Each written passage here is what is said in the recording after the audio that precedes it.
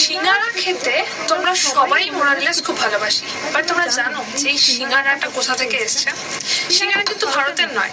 সিঙ্গারা প্রথম ইনভেন্টেড হয়েছিল বা প্রথম সিঙ্গারা ভাজা হয়েছিল মিডল ইস্টে। এবং কনসেপ্টটা ছিল যে মানে কোনো একটা ময়দার কোটিং এর মধ্যে নন ভেজ কোনো খাবার দিয়ে ছোট ছোট আকারে এমন করে তৈরি করা হবে যেটাকে নিয়ে ট্রাভেল করা যায়। তখন এর নাম সিঙ্গারা ছিল না, এটাকে হিন্দিতে বলা হয় সামোসা, কিন্তু অরিজিনাল নেম হচ্ছে সাম্বোসা। আজকে থেকে 1000 বছর আগে মিডল ইস্টে ইরানের লোকেরা যখন ট্রেড করতে আসতো, মিডল ইস্ট থেকে যখন ইন্ডিয়াতে ট্রেড করতে আসতো, সেই সময় এই সাম্বোসা প্রথম ভারতে আসে। সেখান থেকে সামোসা, সেখান থেকে সিঙ্গারা। এখন বর্তমানে ব্রাজিল, পর্তুগাল বিভিন্ন জায়গায় এই সাম্বোসা বা সিঙ্গারা পাওয়া যায়, বাট পার্থক্য হচ্ছে বাকি সব জায়গায় এগুলো নন ভেজ থাকে।